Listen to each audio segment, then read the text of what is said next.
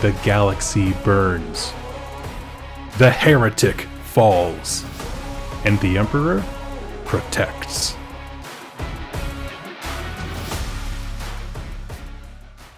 Welcome, Imperial citizens, to The Emperor Protects. My name is Doug, along with my co-host, Dan. How you doing, buddy? Doing great, my friend. Yeah! And today we are hobbying. I'm painting some models up, and we're going to be talking about probably one of the most compelling stories, I think, in Warhammer 40k. Certainly enough to get meme status of what everyone thinks about a certain Primarch, but we're going to be getting into that today, talking about the Thousand Sons. Now, let's give some big picture thoughts, okay? We're kind of going book by, or I guess kind of legion by legion, kind of highlighting some of their more important books. What do you think of Thousand Sons from a top level? I have a few other things in the intro, but this is our snapshots. Yeah, I think it's a really interesting book because it gives us a very unique perspective that we haven't had much of in terms of individual legions. Mm-hmm. I mean, we kind of had it a little bit when we did Fear No Fear, but this really digs down deep into the story of the Thousand Sons and their Primarch, a little bit of backstory, and I just think when we get to the one part, the Council of Nicaea piece, it's interesting how such a seminal event in the heresy is woven into their story. Yes. Because it essentially, if you don't read this book, you will not understand completely how devastating the Emperor's choice was. And we'll talk about that in detail. But I think that's another piece of it where, and the other thing is, of all the legions, loyalist or traitor, I just had the most sympathy for this legion because of what happened, because they were such good space marines, you know, and they were so unique, of course, but they just did everything they were asked to do, and they never questioned or, you couldn't have asked for a loyal legion.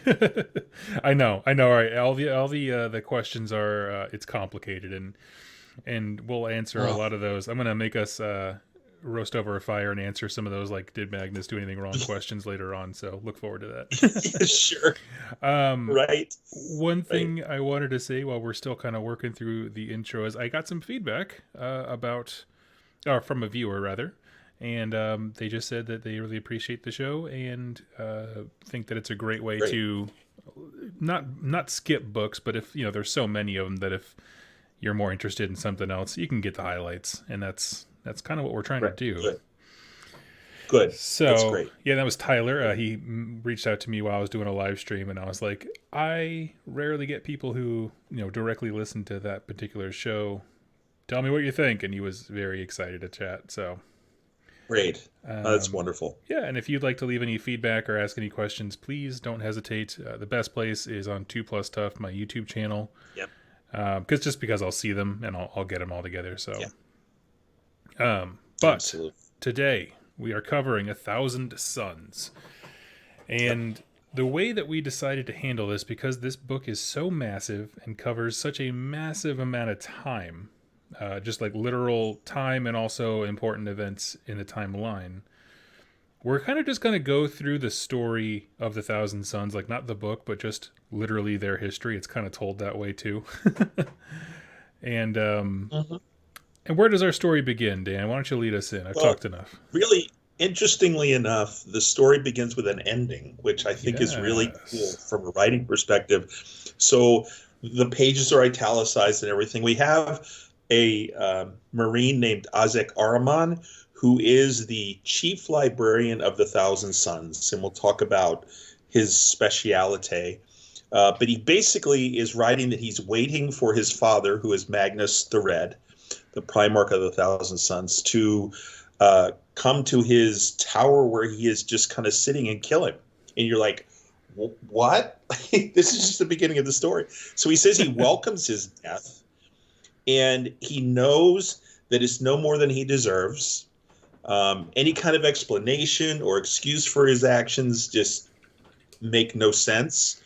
But he feels like he needs to record the truth of what has happened. Yes. And even though he knows that the Imperium which he once served, there's some, foreboding there. Nobody's ever going to believe it, but he decided that he needed to start somewhere in telling the story of the Absolutely. Thousand Sons and how we arrived to where he is. And we'll talk about like why he's sitting there waiting at the end. So we're gonna do a little bit of a teaser there, but it's just such a great way to start because it just creates so many questions, and you just want to get the answers by digging into the book. Yes. Yes. It's a great framing device. Let me tell you. So Yeah. You're outside the principal's office. Let me tell you how we got here. yeah, the other thing I think we should discuss, Doug, a little bit is how the Thousand Sons are organized because it's very, very unique to Space Marine legions. This, of course, is because the Thousand Sons are essentially a legion of psychers. Yes. And that is what makes them very, very unique among the 18 Space Marine legions. So, like most chapters, or like most legions, they're organized into chapters, but we call these chapters fellowships, and they're basically broken into. There's a fifth fellowship, but really four of the main ones, and they are the Corvidae, which would be like a crow, that kind of thing. Yep. And the Corvidae Marine Fellowship is psychers who have their strong. They all have a base set of powers, but their strongest power is prescience, so they can kind of see the future, anticipate things. We have the Pyre, who you might imagine are pyromancers, basically. Mm-hmm. We have the Pavoni, which I think is the most interesting one. They basically can affect body chemistry, so boiling blood or changing hormones or doing all kinds of things that they need to do with, the physiology of a body. And then we have the Reptora, who are actually the coolest because they are telekines. And one of the things that we're going to see is they have this thing in their fellowship where they just throw up these kinetic barriers. Yep. And you think about bolters, like nothing stops a bolter. Well, you can imagine like a squad of 5 or 10 Space Marines shooting at these guys, and they're just kind of standing there yawning, like, okay, whatever. Mm-hmm. They take on so much more than bolters, but yes. Yes, agreed. Right. Yeah. And then the other piece of this is that after the heresy, they actually, because they become kind of the pawns of one of the great chaos gods. These fellowships are broken into 9 cults, and each one is led by an individual named a Rahadi. So for our purposes here, that's kind of as much as we're going to discuss about that piece of it. But the 4 fellowships are very important because continually there's kind of this friendly competition, between the different fellowships. So. Yes, and they're structured to interlock. So like you always want a Corvidae to help you plan a battle. You always want a kind shield guy to make sure such and such doesn't happen. They're a function as a single army, but there's always that camaraderie between them. So yeah, and one last thing, because it permeates every single book that I loved. A thing that they talk about in every single chapter of this book is called the enumerations. Oh yeah. And the way that I would describe the enumerations are essentially it's a way of conquering your own emotions for the sake of clarity, because they mess around so much with the warp, which is emotion responsive, that they needed a way to communicate how they dismantle their own ego and that kind of stuff. So the reason I bring that up is because just as No Fear brought us the Ultramarines worldview in terms of theoretical and practical, this is their worldview of how they are. We can solve any problem so long as we are detached enough to find the solution. And so it's already a different approach, I would say, to how you view problem solving and your tools and your toolbox. I just think that's important to highlight because it permeates every single bit of this book. They're constantly going through the enumerations. That's a great thing to talk about. Yes. Absolutely. So let's talk about Ahriman's tale. Okay. So at the beginning of part of the story, we're introduced to two sets of characters essentially. Yeah. So we've already talked about Ahriman, who is Corvidae. Then we are introduced to Phocis Takar, who is a Raptora, which are the Telekines, and Hatho Mart, who is Pavoni, the body chemistry guy. So these three guys are kind of a little crew that always interact. They're best friends, you can tell, comrades, that kind of thing. Again, Ahriman is the chief librarian of the Thousand Sons, and each of the other captains have their own fellowships or chapters that they're a member of. We also meet three remembrancers. We know who these people are. They're the civilians that got kind of thrown into all the legions. Not so much that they liked it. It just was something the emperor demanded. So we have Callista Eris, we have Camille Shivani, and we have Lemuel Gammon. And Lemuel's kind of interesting because he harbors some latent psychic potential. And of course, you know the Thousand Sons are going to take interest in that. Yes. So the first part of the book also happens to be on a planet called Agoru, which is interesting. And they've kind of affected compliance. This is the 28th Expedition Fleet, of course. So the compliance has been affected, but there's something on the planet, and they don't want to leave because Magnus himself is there, which is really interesting. But there's this mountain. And, we talked in Mechanicus about Olympus Mons, which is this monstrous mountain on Mars, which makes Mount Everest look like this anthill, right? Yep. This thing dwarfs Olympus Mons. It is essentially just this gigantic mountain, and they're not sure. It looks almost like a construct. It doesn't look natural. Yes. Which is kind of interesting too. So they believe that it's been constructed by some mysterious Xeno race. So we're going to find out who that is shortly. And Magnus he is just obsessed with this thing so much that there's a kind of a campaign that his expedition fleet is part of with Lehman Russ of the Space Marines, Lehman Russ. And Russ is saying, hey, I need you to come and reinforce us. And he even sends one of his wolf lords. This guy's name is, I think, Scarsison. And he arrives in person to make this demand of Magnus.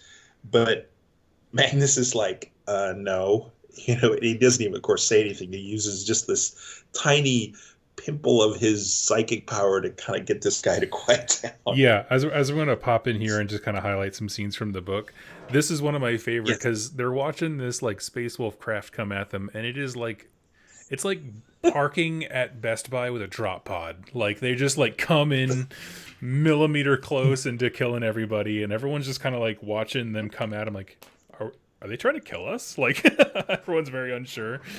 And then it comes down, and he's just a total tool because Space Wolf. And Matt, I really like that because then Magnus puts him in his place, as just a subordinate Space Marine. But the way he does it, like, oh yeah, this is why Magnus is in charge. He's like really, really strong. Thanks for us, the reader. I appreciate that. Yeah, for sure. It's just, I found it interesting.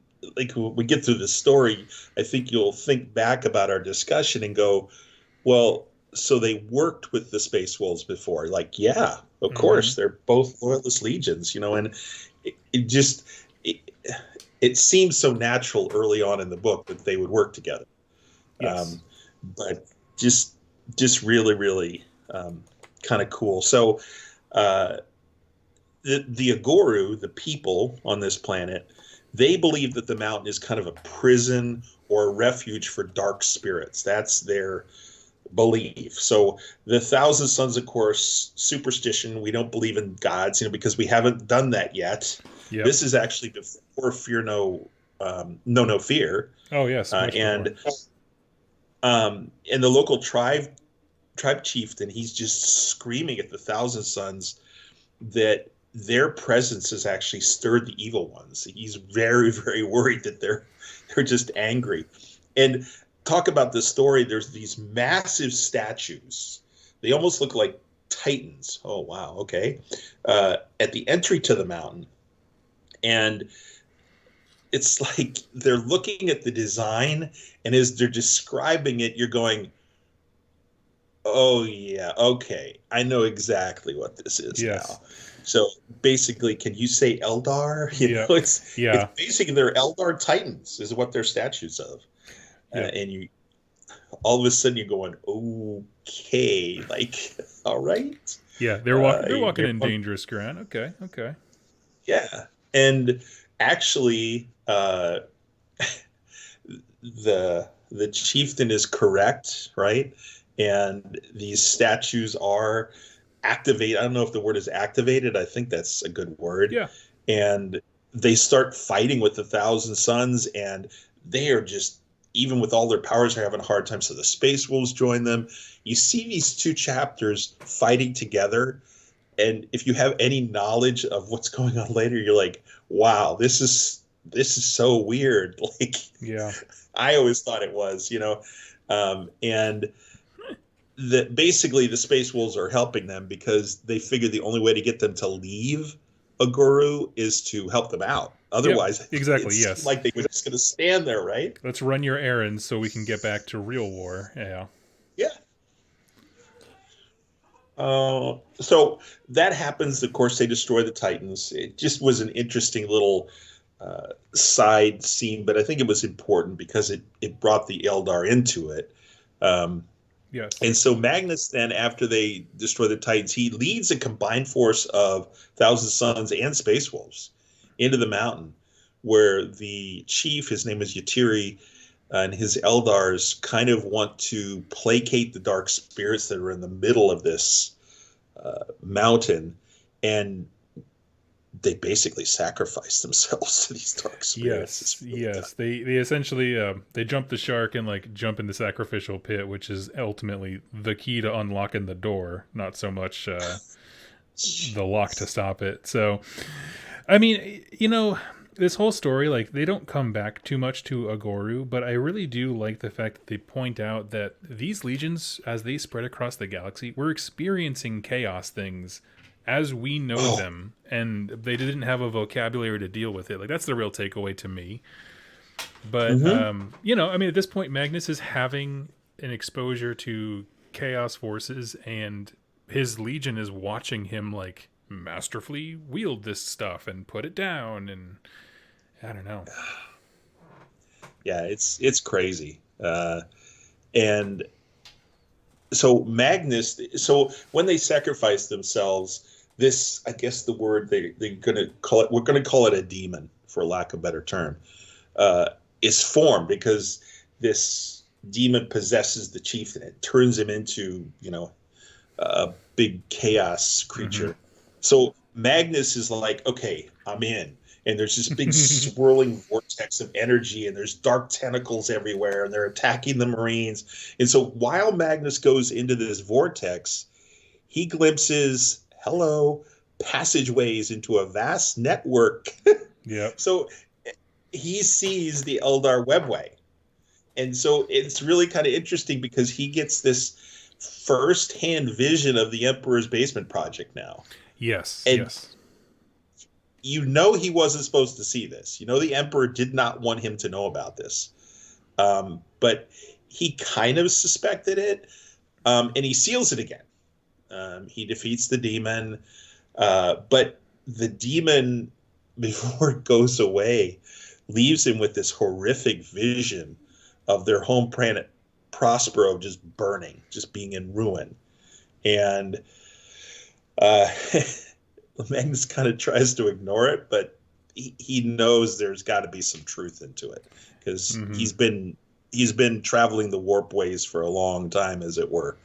Um, Yes. so he comes out of the battle and he assures Scarsison and Armon they're done, they're finished. He sealed the portal. Nothing else is going to escape. He confides in Armon, which I thought was interesting, because, and here's the thing, and I'd be interested in your thought about this.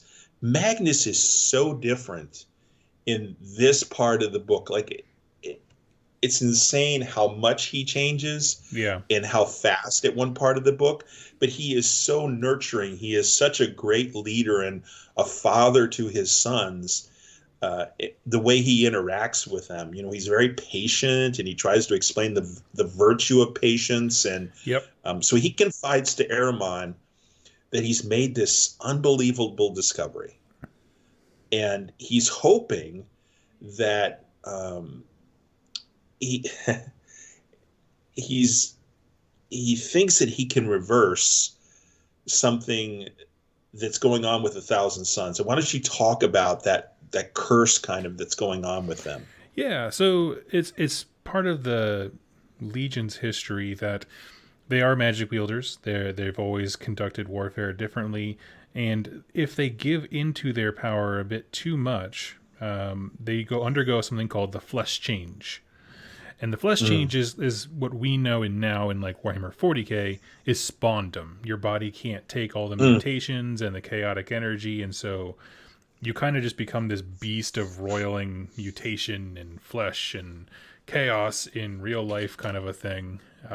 Pretty brutal stuff, won't lie. It doesn't sound fun. Yes. Yeah. But this is going rampantly throughout the Legion. No matter how much people try, to tamper their skills, it's destroying a whole bunch of them. Yeah. Go ahead. It's just, this is the first time, this is the first inkling in this book for me that having, we did First Heretic, and we had Argyle and the other Marines get this vision about the Emperor's laboratory, and the fact that he was aware of chaos, and he was aware of how dangerous it was. And yet he created this Primarch, and that was used to create this Legion. Yep. And I just am beyond belief that the Emperor didn't know about this flaw. It's almost like it feels to me like he built this in almost with them. And it's really, really angers me to think about that, because how else could it have happened? I mean, he created these Marines. He created these guys from Magnus, and they were like their father. He knew what they were gonna be as a Legion, and yet this still happened. So I just struggle with that. Yeah, I totally understand. I guess to me, it's like he views everything, or seems to, like a tool, and so maybe the 1,000 Suns were a means of like psychic discipline to be able to make really efficient schools for the other things of magic that they do use, like psychers navigating ships. Like that, there is a, I don't know, this might be shocking to you, Dan, I don't know, but the Imperium has a little problem with hypocrisy, and so they It's so true. and so even though they're totally scared of psychics, they use them every single day for the most basic functions. And so it's like, well, can't be too scared, I guess. I don't know. Yeah, sure. Yep. So that's really the end of this first part of the book, where that scene is done, and Magnus makes this little revelation to Armon, and he's hopeful that he can reverse the flesh change. Well, okay. Yeah. Poor Magnus. He only knew. Yeah, I mean, Magnus had done work on the flesh change when he was first reunited, but they're seeing it come back. Like something happened in this fight, and people are like, "So I thought you fixed that." So, he's in a quandary about his own solutions. There's already doubt being cast about how he knows what he knows. Yes, that's true. which is important. So yeah, we'll move on from there. Let's see, we got And so book 2 is called Mutatis Mutandis, which I had to look up. We were talking before the show, which yeah, is a term that's used to describe when you have two groups who are debating the different sides of a decision that needs to be made. It's basically saying that both sides are fully aware of the consequences of either decision that could be made. So yep, it's an earnest discussion, an equal discussion, I yep. guess. Whatever we decide But on when we that's how leave here, we're both on board. Like, yes, that's kind of what they're thinking. So with the Goro finished, the Thousand Sons, they go to join the Space Marines and the Word Bearers, interestingly enough, mm-hmm. in effecting compliance in the Arc Reach cluster. So even though the Thousand Sons, when they re-engage, they're very instrumental in breaking open the enemy strongholds, there's still a lot of mistrust because, Yeah, psychers. And oh god, it just drives me nuts, and especially since the word bearers end up where they do. yeah, It's like, really, oh my god. But there's still, Magnus, they're fighting, and uh, he's discussing these things with his brothers.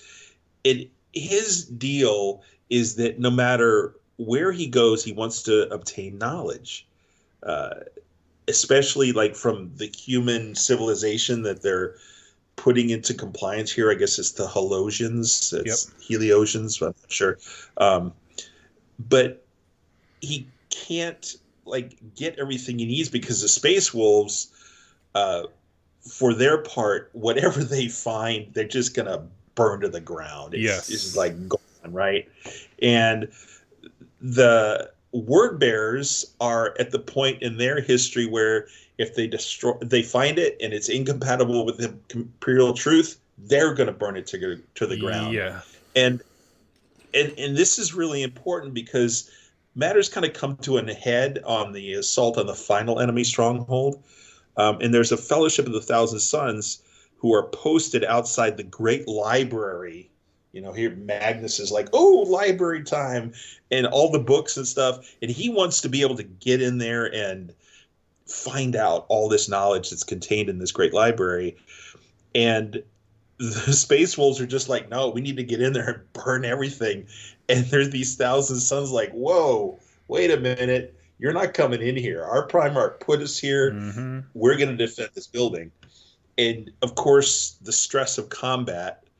And one of the Thousand Sons, like in front of everybody, including Lehman Russ, undergoes the flesh change. Yes, And you're just like, wow, that was unexpected to me. The way the story was written and how it was, everything was flowing. I was like, oh my God, this is going to be like critical to something else happening, right? yeah, yeah. Well, I mean, and Magnus is like, well, time to go kick some ass. He's just out there like, I'm going to defend these books with my life, and Yeah. man, oh man, And of course, Magnus and Russ are confronting each other, and they are like, they're ready to just go. yes. And Armand's standing there going, what the heck is going on, man? Like, Yeah, he's like, I'm not a no, traitor. We're not killing each other over this stupid library, guys. Like, everyone just calm right? down. And then, interestingly enough, Lorgar arrives, and he's the one who kind of talks these guys down. mm-hmm. You're going, Lorgar? Yeah, I Really? know. But then think about First Heretic, where he was very close to Magnus. They had that Yes. confab, in the tower. And so it kind of makes sense because Magnus would respond to him right away. Oh, for sure, for But sure. interestingly enough, Lorgar kind of reminds them of their common purpose. Everybody calm down. We're here to bring the Emperor's light to the universe. Mm-hmm. And Lehman Russ kind of backs off. But he makes a promise, which, it's kind of like a dwarf grudge, right?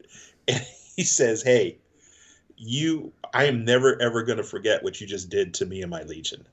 And I'm never going to forget the things that I just saw happen with your Marines. Yep. And that rage that you just see inside, contained for the moment, but man, oh man, yeah, it was just a brutal scene, I think. For sure. And so is this the point where they head to Nicaea? Yeah, I think there's the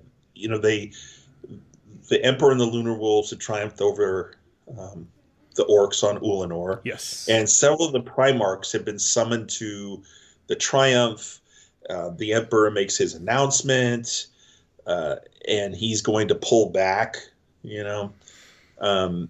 so that's kind of, we're not quite there yet. We got a couple of things, I think. Yeah, please. I'm sorry, I'm jumping ahead. No, it's good, because this is part of this part of the book. This is part of book 2, because when they're on their way to Ulanor, Ahriman, we talked about Lemuel Gammon, who was one of the Remembrancers. Yep. Ahriman's been instructed to kind of teach Lemuel how to use some of his powers. Yes. And kind of apprentice him in the use of them. And Ahriman actually talks about the story of Prospero, which is very, very interesting and important, I think, because he talked to Galman about how the original native inhabitants were almost wiped out by these. They're almost like, think of them as giant mosquitoes. They're called Sinuan. Yep. And they're psychic predators. Yes. So basically they feed by psychically implanting a seed or an egg, kind of a larva into the brain of someone. Yeah. And this larva obviously grows and erupts and creates another Sinuan. And the people really weren't able to defend themselves. It took Magnus arriving on the planet. They kind of kept themselves in these dome cities. So even though they were psychic, the Sinuan, where they kept them out. But once he arrived, boom, man, he was mastering every single psychic thing that the people could teach him. He was surpassing all the masters, and then he ended up kind of going outside, and they're like, whoa, don't go out there. He confronted just a horde of these Sinuan. And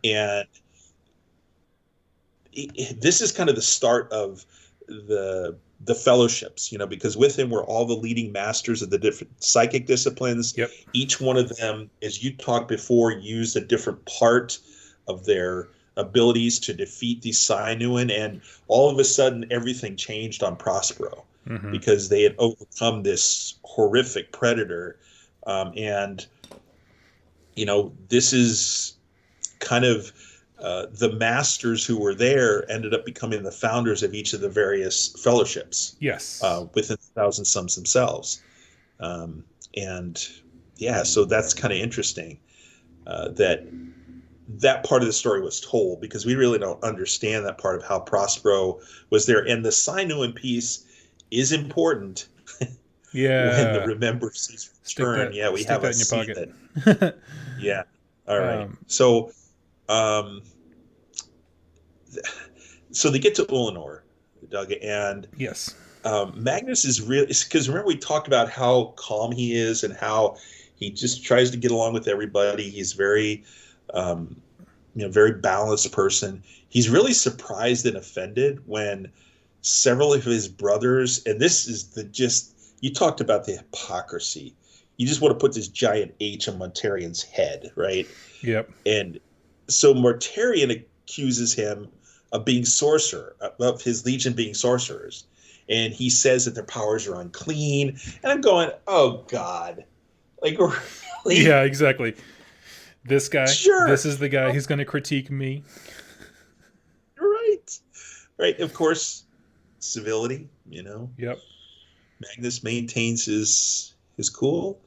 And he's there when Magnus appoints Horus as the War Master. He tells his sons, basement project time. And peace out. but Magnus kind of knows what's going on. Yeah, because he saw the network and he's like, okay. Yep. He's the one guy, but he's like, well, why aren't we talking about it? He's just very perplexed. He's like, because the Emperor was like, hey, you don't research this. Let me worry about it. And basically told Magnus to like ignore it. It's like, but you made super soldiers for this exact reason. To, I mean, to, what's the word? Delegate. Yeah, right. So it's just really interesting because the Emperor has conversation with Magnus and that kind of thing. So that's what happens on Olenor.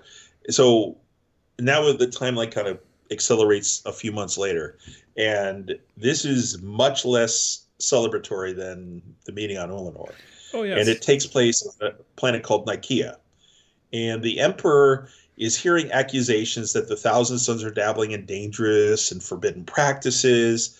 There are a lot of the Primarchs, including Mortarion and Lehman Roos, who denounce Magnus's powers. But it's really cool that Primarchs like the Khan for the White Scars, Sanguinius, who everybody just, he's the man. There's nothing evil about the librarians. No. There's nothing wrong with their powers, only in how they're used. And they're having this debate, right? Mm-hmm. Magnus makes this incredible speech, and it's a really cool part of the book where he defends the Librarius Project, for every chapter to have this. And he strongly urges the Emperor not to impede the search for knowledge. And you're going, well, this is going pretty good. I think this is going to be okay. If you didn't know what we know, you'd be like, hey, I think this is going to be all right. Yeah, didn't know we needed to defend this. They kind of sprung it on him, but all right. But what happens at the end of the council?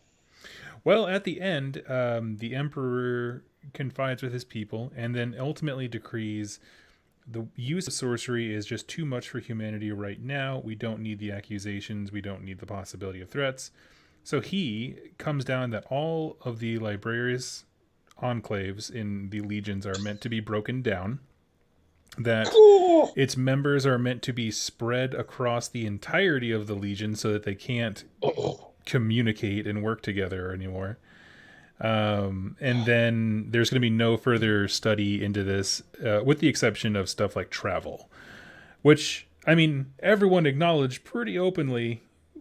We use these things every single day, but, and this absolutely, it drove Magnus irate because you're essentially like asking the Thousand Sons to cut off their left hand, right? It's an extension of their mind, their body, all of it. And you got told no. It is their culture. It is it is so important to them more than any other Space Marine Legion. This would be going to Emperor's children and saying, you can no longer use melee weapons. You can only shoot. Yep. And they would look at you like, what? Yeah. No, this is what we do, right? And you're going, it's just infuriating. And one of the things I think is interesting to talk about is this prohibition, interestingly enough, does not apply to the Space Wolves and White Scars. And you're going, well, they don't have Psychers. They don't have Psychers. They have Rune Priests, and they have Stormcaller guys in the White Scars. These guys are actually using more organic, more natural kind of, it's kind of a spirit kind of a thing. It's not the warp. It's different. Yeah. And so keep you're saying looking that. at yourself going, what? Really? It's cool. Those two legions, it's all right. Yeah. Because it's different, right? The nature of their powers are different. Okay, sure. Yeah. They're not, in case you're curious. They're the same thing. It's just they built it into their culture in mythos more than the Thousand Sons, I guess. I don't know. They made it funny. Well, and see, that's the thing, that you bring up a great point. It's no less important in terms of their culture and their organization of their legions than it is the Thousand Sons. It's part of who they are Mm-hmm. as a legion. You take the Rune Priests out, you remove the some of the most important characters in both the Space Wolves and White Scars in particular. There's a Storm Priest, or I can't remember the do you remember the term for Oh, the is it Stormcaller? storm, something like that? Yeah, they're psychers. There's White one Scar character in Priests. there that's just, yeah, just they are so, this guy was so important to their history. But yeah, it just drives you mad. And of course, it drove Magnus mad in a couple of ways. But interestingly enough, and this is a thing that's um, interesting, is before the Emperor renders his decision, Magnus gets this vision, and it shows him that Horus is going to betray the Emperor. Yes. You're going, whoa, wow, wow! Like Magnus knows Yep. that something is going to happen, and his visions are always reliable. You can say it's manipulation, but you know that all the visions he's had are accurate. You know, the one he had of Prospero burning, the one he had of the webways, those are all things that existed. So this one is the same, you know. Yep. And this is important for putting the timeline together of Horus's downfall. In particular, that like some of this was known so far in advance, but the ways in which people tried to stop it just all failed. Everything failed. Yeah, and there's one more revelation Yes, here in please. this part of the book that's really important. So again, Magnus and Armand have this private conversation as they had before, and Armand like reaches out for his father, and all of a sudden he gets this vision, and he sees something. He's not quite sure what it is, but he sees that Magnus kind of made a deal. Yes. And it was supposed to prevent the flesh change. So, as you stated earlier, that incident on Heliosa Yep. suggests that this deal that Magnus cut might not have actually been as good as he thought it was. But now Ahriman is aware of it, and that's really important in the story. Mm-hmm. I want to pause here real quick. Just, I mean, but not pause the podcast, but like it's hard to articulate with all these different stories the themes that are coming to light from the start till now. With all this, there's a lot of exposition in this book. They're giving you the story of the Thousand Sons. But within that are conversations from these various characters of people who are desperately trying to be good. And they only know one way to do it, which is use psychic powers. And the conversation that has been built is that they are fundamentally broken, which they are, but there's sort of a trickle down of personalities. And I listened to an interview with John French, who wrote the Ahriman series in 40K. And there's this idea that all the Thousand Sons are, the core theme is, I do the sins of my father. The Emperor has all these things and decided in his arrogance to not share the information with his children. Magnus knew more was out there, and this is all being pieced together, but in his arrogance, he doesn't warn the Thousand Sons or tell them. Ahriman, in his arrogance, like it's over and over and over again, and so we're building those themes. I just wanted to throw that in there because it doesn't come across important in a list of events, but it's happening. Yes, I think that's great exposition. That's great background. Absolutely.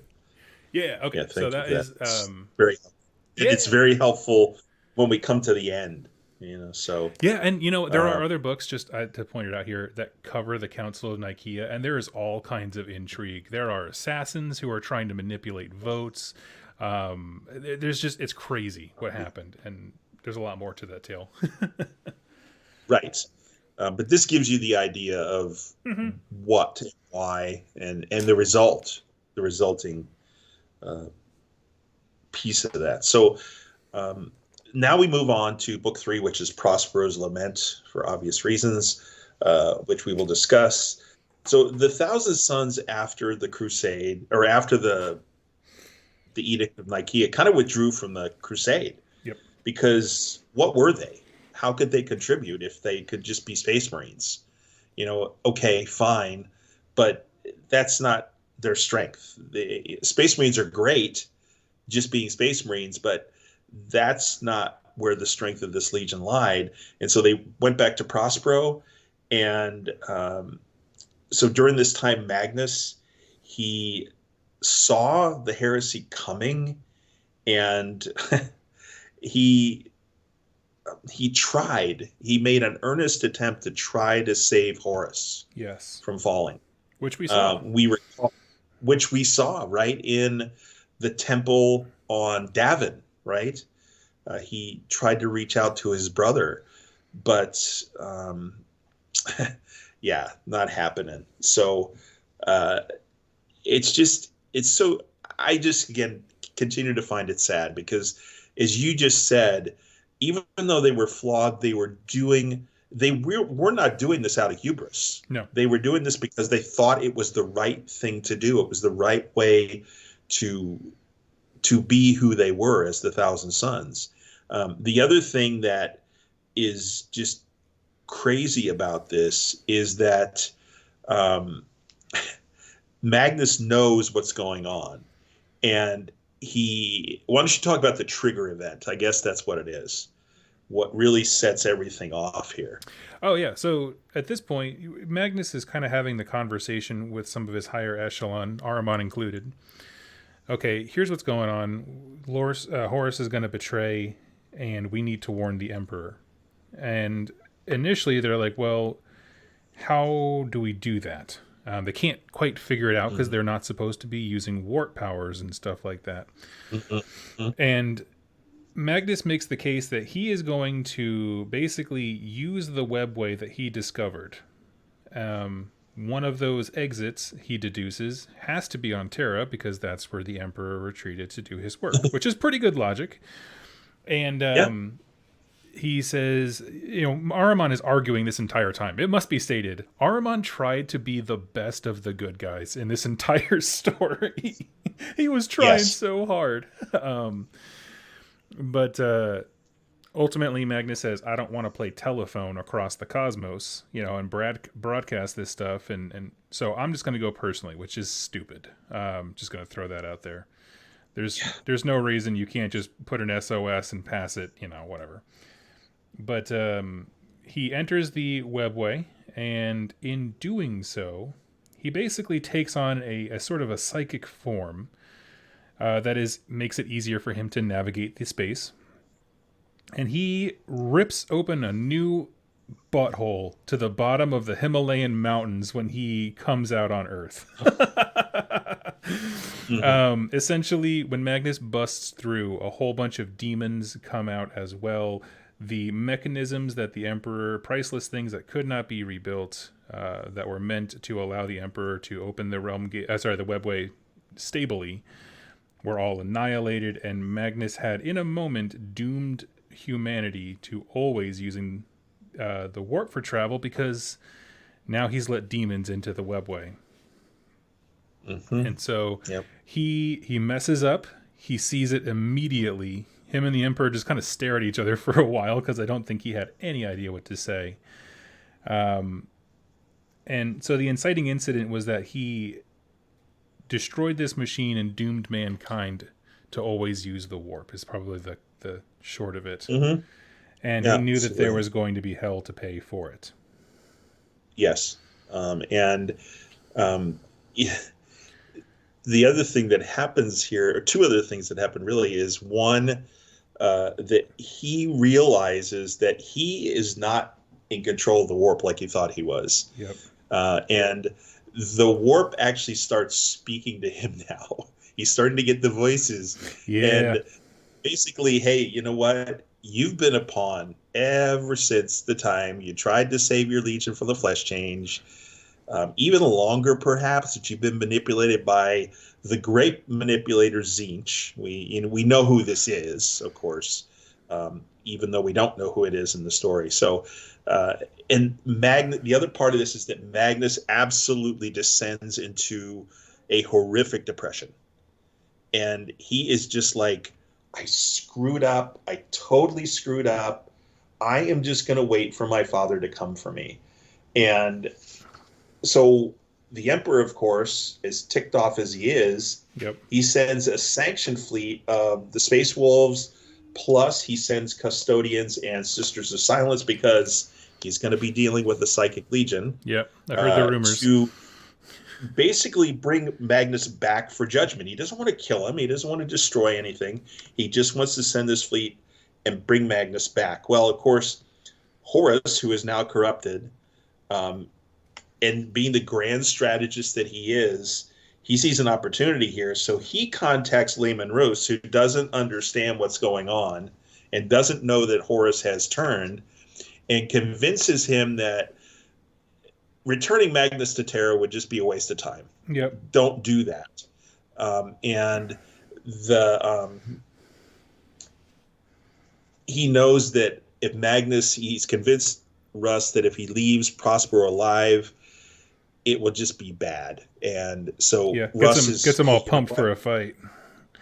He's the War Master. Yep. And Lehman Russ, not to his fault, I don't think at all, is like, okay, yep, that's what we're going to do. You're the War Master. Mm-hmm. So I know what the Emperor told me, but this is kind of, you always follow your latest orders first. That's kind of the thing in the military. So he's like, yep, this is my latest order. I'm going to follow this one. And so on we go, and we come to the sanctioned fleet arriving in the Prospero system. Mm-hmm. And the sad part, I think, about this again is that Magnus was just like done. He literally sent his fleet away from the system. So It wasn't going to defend Prospero. He shut down all the orbital defenses. Yep.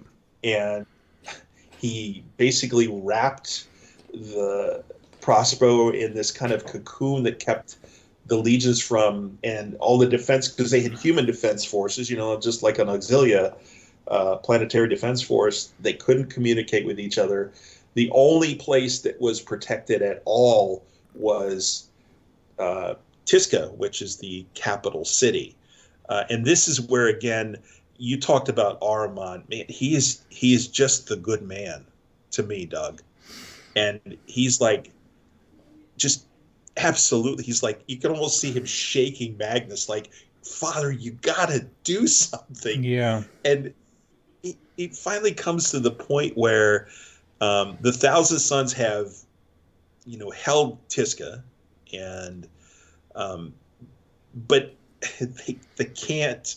They have to do something, because you have all these forces coming in here, and Ahriman is basically taking control of the Legion. He has assumed leadership of his Legion and his brothers, and I just have so much admiration for him, understanding that something needed to be done, and being that leader, because Magnus has absolutely abdicated all responsibility at this point for the fate of his own sons. And that was just something that drove me mad. Yeah, well, I mean, it's interesting because, like, we've had, unbeknownst to these guys so far in the heresy, Primarchs have died, right? Like was it the Iron Hands? Right, Iron Hands, yep. Perturabo. Yep. Not Perturabo. Yeah. But anyway, so like we've had so the Iron Hands, Magnus, Ferris Magnus, thank you. I'm sorry. Yeah. I get all my generic guys in black all mixed up. Primarchs, yeah, good. But we've had Primarchs die, but not be disowned by their Legion. Like, that's different. Magnus is saying, I'm going to sit here and just die because I deserve this. And all of the leaders are like, well, maybe that's what you're going to do. I'm not doing that. Like, and, because they can't reconcile. We did the right thing. And because Magnus kept telling them, we're doing the right thing. We're doing the right thing. And then it turned out they weren't doing the right thing.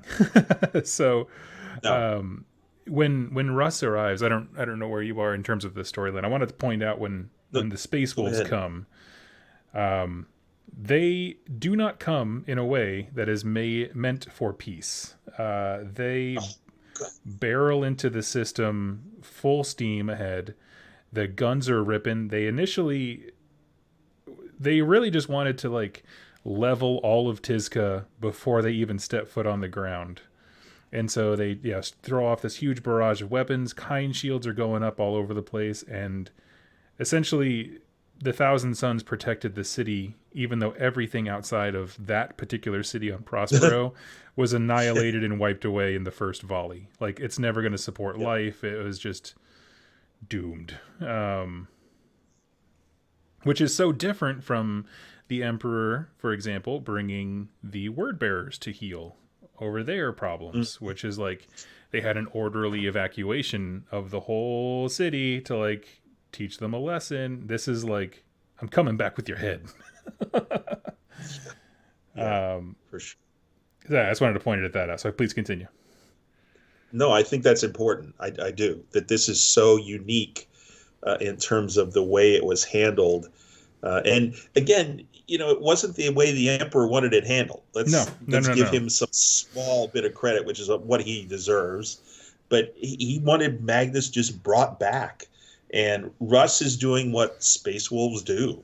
They just burn to the ground. It's all scorched earth, and this battle just continues to go on. The description of the battle is just unbelievably cool.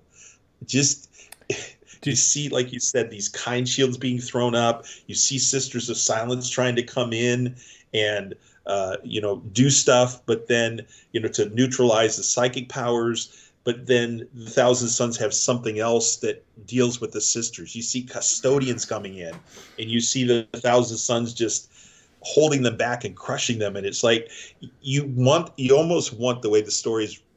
It's kind of like the Alamo. You want to take the side of the guys inside the Alamo. They're fighting for their lives. It's a last stand kind of yep. thing.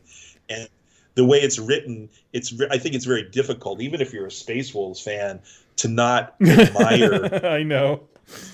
the way the Thousand Sons held out against this force that was against them. Even there was one really interesting thing was there was an old Titan that was preserved in Titska, and it still kind of had the way I see it anyway, is it's like its top half was still there and it had active weapons and stuff. Yeah, it was And like a it was kind decommissioned of like tank. right, yeah, it was kind of like a bunker, but it was fighting and shooting, and you're like, this is so amazing in terms of a heresy battle description. It was really, really cool. Yeah. Uh, I thought that I Go had ahead. read this book, but I hadn't. What I had read was the Black Library.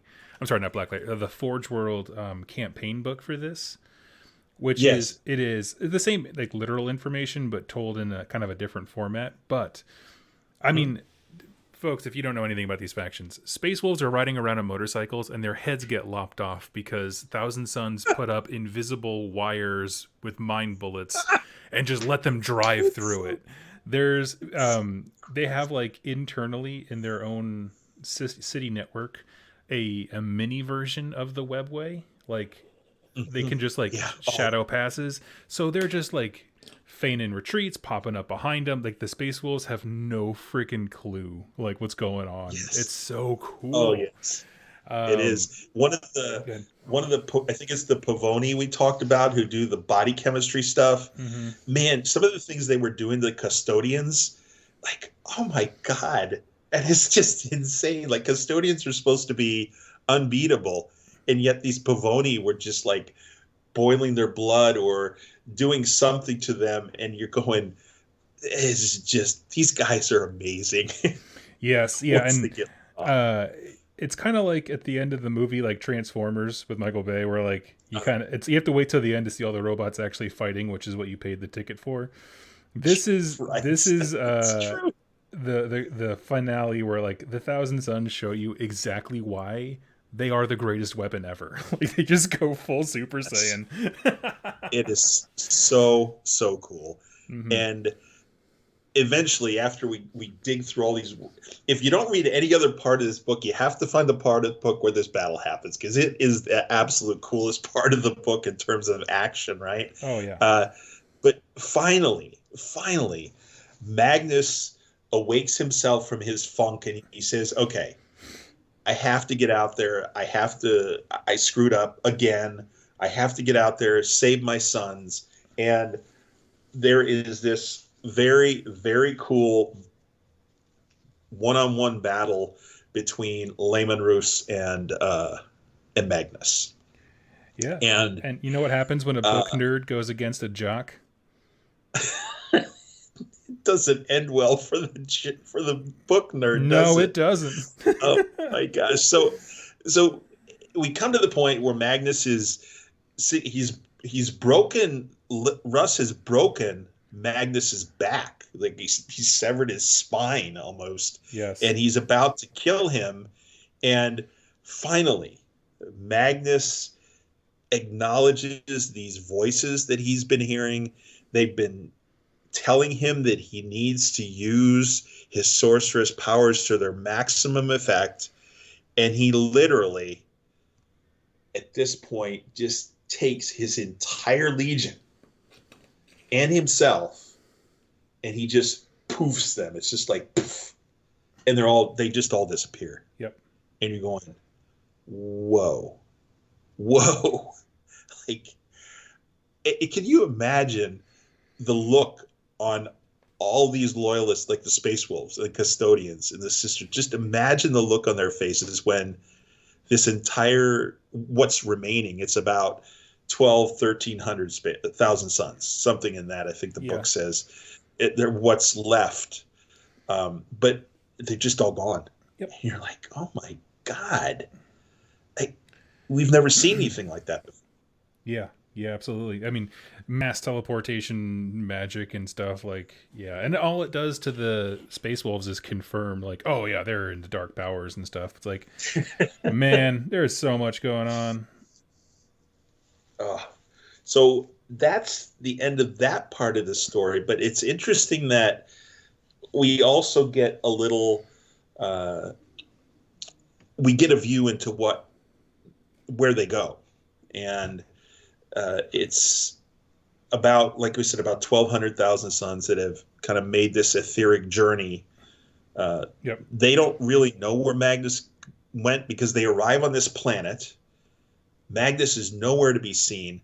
And can you imagine being one of the 1,000 sons, and all of a sudden you're just there with a whole bunch of your brothers just kind of looking around? They're all just 1,000 Space Marines just looking around like, where the heck are we? Yep. We have no idea. We have no references. The sky is purple and flashing lightning, and you're just like, wow, this is insane. Like, yeah, what's going on? And right. Yeah, and for those of you who are new to the lore, essentially what happened was Magnus made a pact with Tzeentch and was like, fine, you can take control. You can be, in control of me and my sons. And so it's a little bit more complicated than that, but that's the basics for someone who's totally new. And so the entire Legion gets sucked in, but Ahriman does make it clear that the flesh change is like now rampant. Like they are all twisted and having a real bad time of it. So he is working towards that end. Right. And on this planet, what eventually happens is this giant obsidian tower rises from the surface. And who do you think pops out of it? It's our buddy Magnus. He appears to his legion. He basically says, welcome, my sons, to the planet of the sorcerers. It's kind of like, welcome, everybody, to the big top. Yeah, exactly. To what? And then he does this, and he goes back into his tower, and all the while, as you just stated, slowly the flesh changes. It's, I think, again, like, just in the short time they're there, like 100 of the Space Marines have succumbed, something like that, to the flesh change. There's one individual who, Ahriman, I remember in the story, like, he knows this guy was a librarian in one of the Titska libraries, and he is coming towards him, and all of a sudden he turns around and he sees like these eye stalks popping out of the guy, and he just sees them, as you said, he's becoming a spawn, Yeah. and right in front of him, and it's just horrific the way what Oromon sees. And the crazy thing is that, again, Magnus, he did his thing, he made his announcement, he goes back to his tower, and Ahriman is the only one who seems to have the strength of will that's needed to solve this flesh change and figure out what's going on with the Legion. Like, he is the leader of the Thousand Sons at this point. Yes. Yep. And he's like, I'm going to go work on this super cool pet project. I think I'll call it the Rubric. Which, if you don't know, that's how the Thousand Sons become what we know them as in 40K, the Rubric spell. Yep, the Rubric Marines. That's what they're literally, I think in the Codex they're called it that. Yep. Yep. So, and we know what happens. The book doesn't really discuss what happens. This is kind of the end of it. But I think because Ahriman is such a big character in 40K, I think it does a great job of like punting up his stories, like I had mentioned with John French. Yes, it's a great without pulling you too much away from the story of the Thousand Sons in the Heresy era. I think it does a really good job of kind of just giving you a direction. And if you are interested in this story and you read or listen to the book, and Ahriman is a character of interest to you, then you have a whole, I think it's like 5 or 6 books now that John French has written about Ahriman post heresy, and they're all just excellent. And once you read or listened to this book, you really, I think, for me, he's one of my favorite 40K characters. I don't care that he is, a Traitor Marine. I don't care.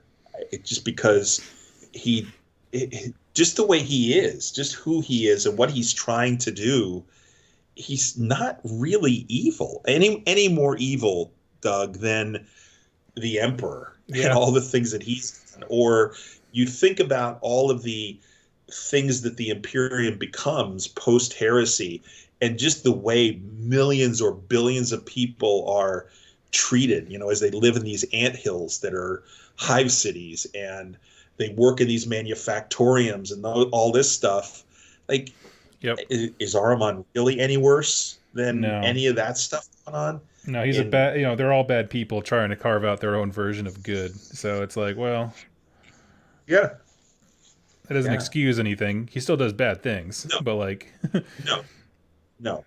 He is a very sympathetic and tragic villain, and I think they nailed that. Whereas I think the more I read about Magnus, I was like, this guy huffs his own farts. Like, he's so all up his own business. Oh, gosh. And it was interesting. I ended up reading at some point the Magnus Primarch book. I haven't read them all, but I read that one. And again, he was so different in this book that he ends up in his Primarch book, that he ends up in Thousand Sons. And you go, what happened to that other character? Yep. Like, Ahriman kind of has stayed the same throughout everything. But Magnus just literally, it's like he shed this skin. It's almost like there was a demon inside of him, and just you could see his skin splitting and something else stepping out. And he very much throughout the book like was this nice, caring character like you talked about before. But I think the minute he realized things were beyond him, like he was cool and nice as long as he knew everything and everybody else was a student. But the minute he realized, like, oh, I don't have control over this, things went real hard south. Like, he had already gotten himself into over his head, and one of the things, as many of the traitor Primarchs did, is he eventually becomes a demon Primarch. He changes very drastically and becomes the Magnus you all know and love in 40K. And he, very shortly after this, just if we could talk about that, please. It's only, and I say shortly, it's a couple thousand years after the heresy. He comes back and he makes his first attempt at destroying the Fang and destroying the Space Wolves. He actually invades Fenris. there's a book called The Battle of the Fang, which is really, really good, which again is very post heresy. It's not 40K, it's many, many thousands of years before that. But um, he he's like, hey, you know what? I got all these powers now. I'm going to go back and I'm going to just smack these wolves around and do the same thing to Fenris that they did to Prospero. Yep. I mean, that's really his motivation is. It's all revenge. Yeah, but But I mean, just because he tried to hold on to be the good guy for so long, and now he's just like, screw that. That got me nowhere. yeah, right. Yeah, there's no even tiny trace of that left in him anymore.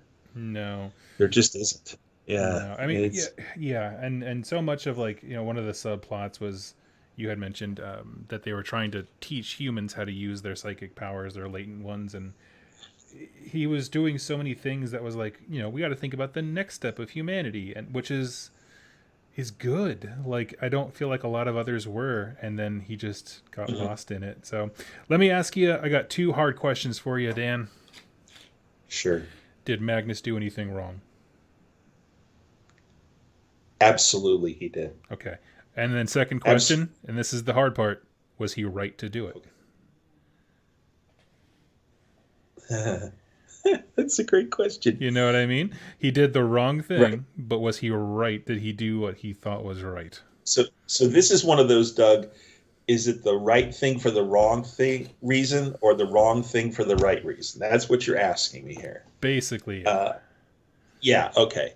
So I think he did the wrong thing.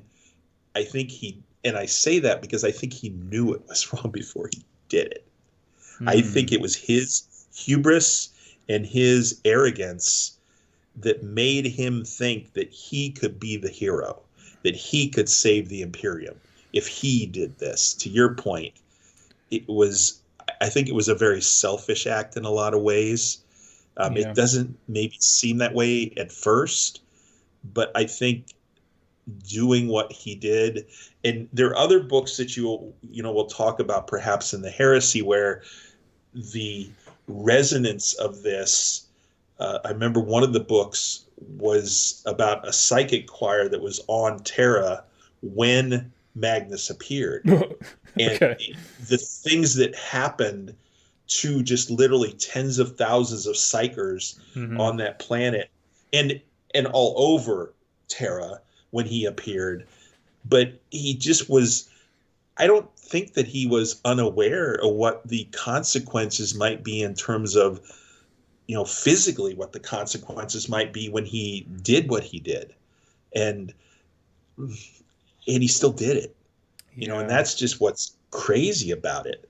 Well, my thought on that was like, whether he knows what the effects of his actions are or not, that just proves the point. If he knows it and still does it, that's a problem because you don't have the right to make that choice. But if you don't know that that was going to happen, that proves the point that we're dabbling in things that like are beyond our understanding and we need to stop. Right. And, go ahead. He pushed, like, the Thousand Sons as Space Marines were just a magnificent weapon. They were a magnificent legion. They did not do what he did. They always, like you talked about the enumerations, getting up to the 9th enumeration, the highest one I think it was that was a goal. They wanted to keep continuing to improve their skills. Like any professional, you want to keep advancing yourself and bettering yourself professionally. That's what they were trying to do. But they never, I don't think, and I didn't read it in the book, where they were trying to get this totally out of control level of knowledge that Magnus was always looking for. Even Ahriman, when he talked to his father and said, "Oh, you've traveled the ether and blah blah blah," Magnus was like, "No, that's for me to do. You keep working on your little enumerations." Yeah. They were in some ways, to me, very innocent compared to their Primarch, and they were using, And this is one, like, they're guilty, but they didn't stand a chance. I mean, they were told, hey, the flesh change is fixed, and everyone kind of took that at face value. And because Magnus Hmm. wouldn't tell anybody, it's like, so they've already crossed the line before they ever started the race, and you're like, they didn't have a Hmm. chance. And everyone is so good, Right. and like the characters are Yeah. neat. There's some character flaws and stuff, of course. Some of them are more aggressive, but Oh, sure. none of Oh, them sure. deserve what they got. And oh well, I don't know. No. I think No. Magnus did, but Uh, for me, I'm gonna say he did the wrong thing, but for the right reason. Um, okay. but I still feel like I don't truly sympathize with Magnus because there are things that are clearly in the book that it's like, okay, if you didn't want anyone to get hurt, you would have been in a space shuttle waiting for Rust to arrive, like with your chains. Hmm. They wouldn't have had to go near Prospero. You would have turned yourself in if that's what you wanted. Um, Hmm. there's just other things like that where it's like he could have done some. There's a million things he could have done better, but he chose this, and all of those things have consequences. And he kept saying like the consequences are mine. It's like that is stupid. They were Yeah. always going to be for everybody. Yes. It doesn't Yes. make any sense. When I read that, I was like, oh, what a moron. I have bosses that have said that before to me, and you're like, Yeah. no, man, you run a whole department. We're all in trouble if you get something wrong. Hmm. So, Yeah. yeah, I don't know. Absolutely. That's my Yeah. rant. No, no, I think that's great. I agree with that. Yeah, Magnus screwed up, and his legion paid for it. And Yep. that's the sad part, But it's because such a we're compelling some story. amazing characters. Yeah, it's the ultimate tragedy, for a lot of reasons. And one of the things, just as a quick side note, we haven't talked about the remembrancers who are part of the story very much. No. One of the things we mentioned, those Sinuan, those psychic predators, um,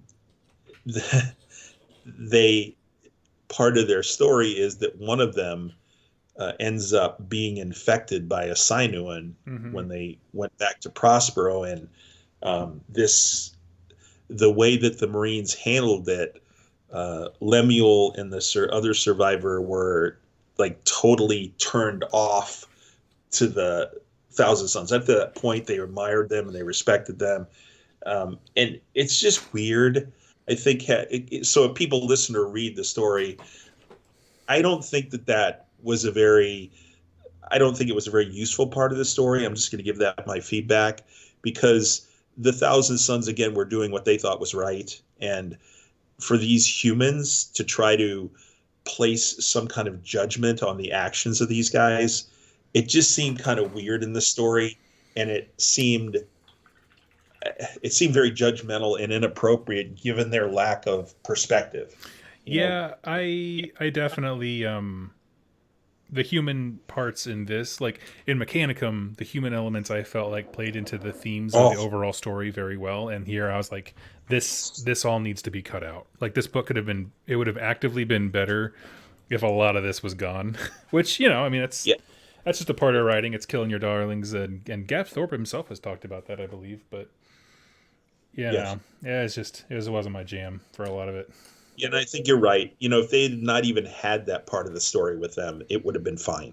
It would have still been a great story. Mm-hmm. So, but it is what it is. It's in writing and it's part of the story, and There we go. it is what it is.